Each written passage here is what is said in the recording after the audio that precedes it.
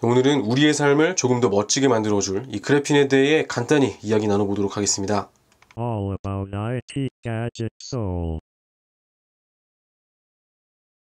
가젯서울의 어린 시절, 무선이라는 단어는 아주 몇 군데의 한정된 곳에서만 허락된 특별한 기술이었습니다.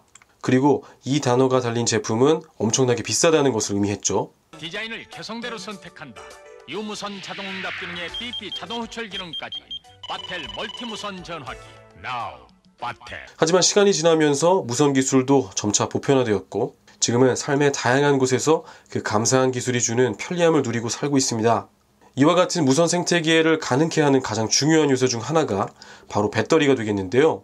이 밖에도 정말 많은 종류가 있지만 보통은 이 정도로 구분을 하죠. 그리고 지금 우리가 사용하는 스마트폰의 배터리가 바로 이 리튬 배터리가 되겠는데요. 먼저 리튬이온 배터리에 대해 간단히 정리하면 실제로 이 배터리의 전극 반응에 관여하는 물질을 활물질이라고 하죠. 그리고 양극과 음극 중에 배터리의 용량과 전압을 결정하는 이 양극의 활물질로 리튬 산화물이 사용되고 그런 이유로 리튬 배터리라는 이름을 갖게 되는 것이죠. 반대편 음극의 활물질로는 가격과 안정도 면에서 우수한 흑연이 사용됩니다. 그리고 그 사이를 전해액이 채우고 있죠. 이 전해액을 통해 리튬 이온이 이동을 하고 전자들은 도선을 따라 이동하는 거죠. 여기서 이 전해액을 고체나 젤 형태의 물질로 사용하여 추가적인 안정성을 확보하게 되는데 이게 리튬 폴리머 배터리가 되는 것이죠. 이 리튬 배터리의 효율은 계속해서 개선되어 왔지만 점점 더 얇은 디바이스에 더 긴 배터리 시간을 요구하는 소비자들의 니즈와 이 배터리의 성능과의 격차는 오히려 점점 커지고 있는 것처럼 느껴지는 것이 사실인데요.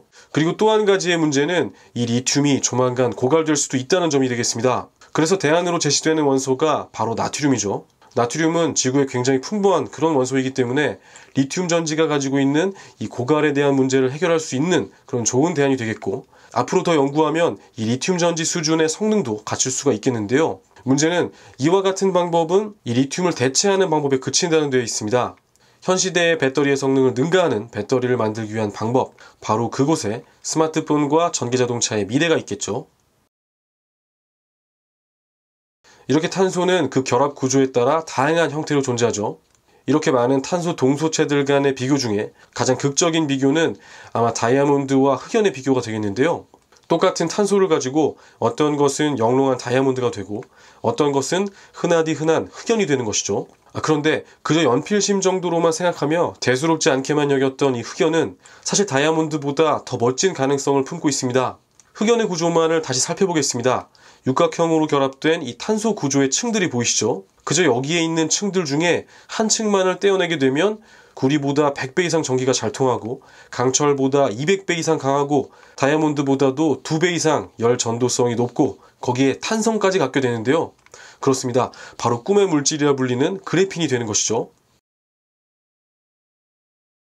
2010년 이 그래핀으로 노벨상을 받은 맨체스터대의 2명의 과학자가 있습니다. 그리고 이들이 그래핀을 획득한 방법을 이른바 스카치 테이프법이라고도 일컫는데요. 아시는 분들도 계시겠고 이미 짐작하신 분들도 있으시겠지만 정말 이 흑연을 스카치 테이프를 가지고 한 겹 한 겹씩 떼어내는 거죠. 아니 이렇게 쉬운데 왜 아직도 상용화가 안 되었나 이런 의문이 드시는 분들도 계시겠는데요. 문제는 이런 방식으로는 온전한 그래핀을 대량으로 확보하기가 어렵다는 데에 있겠습니다. 게다가 이 스카치 테이프로 한 겹 한 겹 떼어내는 작업 역시 말처럼 쉬운 작업은 아니겠죠. 물론 그래핀의 획득과 관련해 계속해서 다양한 방법들이 고안되고는 있지만 여전히 대량 생산이 어렵거나 온전한 그래핀을 얻기 어려운 문제점들이 있었습니다. 따라서 이 그래핀의 상용화와 관련된 가장 핵심적인 숙제는 바로 고품질의 그래핀을 어떻게 대량 생산을 해내냐는 데 있겠고 그것을 해낸 기업이 스마트폰, 전기자동차를 넘어 이 수많은 분야의 새 시대를 열게 되겠죠. 그간 여러가지 기술과 관련된 이 중국의 약진에 대해 우려하는 내용의 영상들을 많이 만들었었는데요. 이 그래핀과 관련해서도 중국의 기세가 무섭습니다. 그래핀 상용화를 주도할 중국이라는 제목의 이 리포트 내용을 일부 인용해 보겠습니다.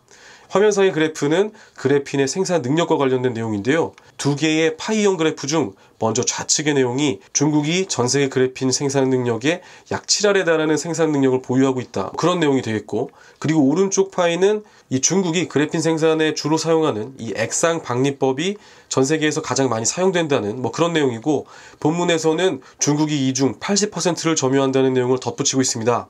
그렇게 해당 보고서는 중국의 기술력과 투자 규모, 그리고 국가적인 관점에서 이 그래핀 시장을 바라보는 의지와 이 중국에 잘 갖춰진 이 밸류 체인 등을 꼽으면서 중국이 향후 이 그래핀 시장을 주도할 것으로 예측하며 결론을 맺고 있는데요.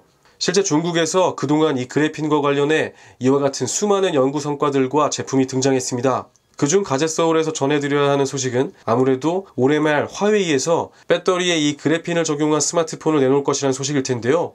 해당 내용을 간단히 정리해보면 화웨이에서 올해 말에 그래핀 배터리를 장착한 신제품을 내놓을 것이고, 이 배터리는 3000mAh 기준 무려 12분 만에 완충이 될 거라는 그런 내용을 담고 있죠.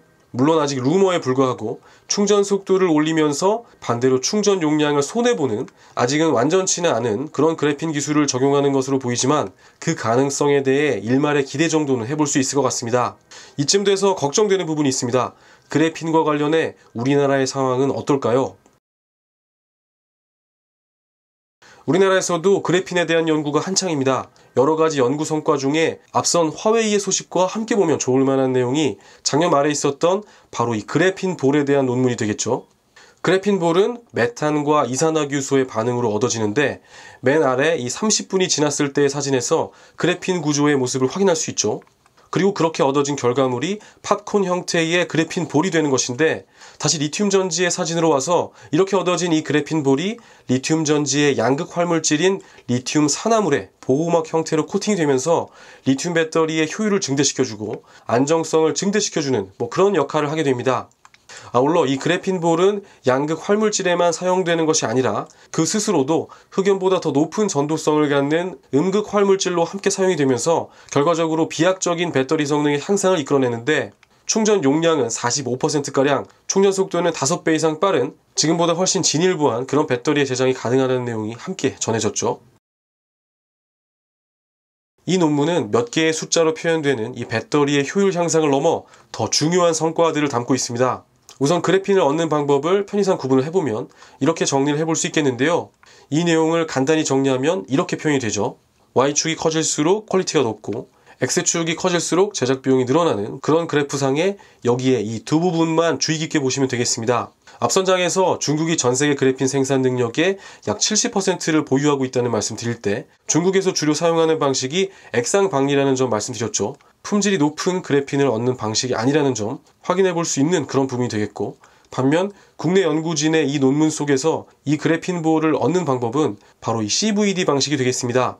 그리고 이 논문은 이렇게 얻어지는 그래핀 볼을 리튬 배터리의 양극 활물질에 코팅시켜 활용을 하는 방법까지를 모두 내용에 포함하고 있는데요. 정리해보면 이번 연구는 고품질의 그래핀 복합 소재를 값싸게 대량으로 합성하고 그것을 배터리에 적용하는 방법까지를 모두 담고 있는 것이 되겠습니다. 얼마 전 외신에서 갤럭시 S10에 이 그래핀 배터리를 적용할 수도 있다는 그런 기사가 나오면서 국내에도 이런 내용들이 일부 전해진 것으로 보이는데요. 실제 이 내용들의 출처인 웨이보의 원문 기사와 삼성 관련 내용을 전문적으로 다루는 샘모바일의 기사를 통해 확인을 해보면 그저 앞으로 그래핀을 배터리에 사용할 것이라는 다소 원론적인 내용에 불과한 것임을 확인할 수 있죠. 다만 해당 논문이 나온 작년 11월로부터 이제 1년이라는 시간이 흘렀습니다. 앞으로 스마트폰 배터리를 포함해 전기자동차, 디스플레이 등을 비롯해 이 그래핀이 활약할 수 있는 영역은 정말 무궁무진하죠. 이 그래핀과 관련해서도 대한민국이 세계적인 수준의 그런 기술력을 확보했으면 좋겠다는 바람과 함께 내년에는 세상을 더 멋진 곳으로 바꾸어줄 이 그래핀의 본격적인 등장을 기대해봅니다. 이제는 20여 년의 시간이 훌쩍 지나가 버린 저의 기억 속 국민학교 시절을 떠올려봅니다. 그때는 과학자가 대통령, 우주비행사 등과 함께 아이들이 가장 되고 싶었던 희망 직업 중 하나였죠. 지금 대한민국의 아이들에게는 물론 가젯썰과 같은 모습은 아니겠지만 유튜버가 가장 선호되는 장래 희망이 되었다고 하는데요. 저에게는 너무도 멋지게 느껴지는 오늘 논문 속 이 이름들을 비롯해 우리의 미래를 더 나은 곳으로 만들어줄 이 과학기술과 관련된 직업들이 더 많은 아이들이 꿈꾸는 장래 희망이 되었으면 한다는 개인적인 소회가 마음속에 남습니다. 오늘 이야기가 좀 길어졌는데요. 여기까지의 이 긴 이야기 시청해주셔서 진심으로 감사하고요. 언젠가 가젯서울과 여러분들의 그래핀, 우리 안에 더 큰 가능성들도 발견해내는 그런 날이 오기를 기대하며 오늘 영상을 마치도록 하겠습니다. 오늘도 행복한 밤 보내십시오.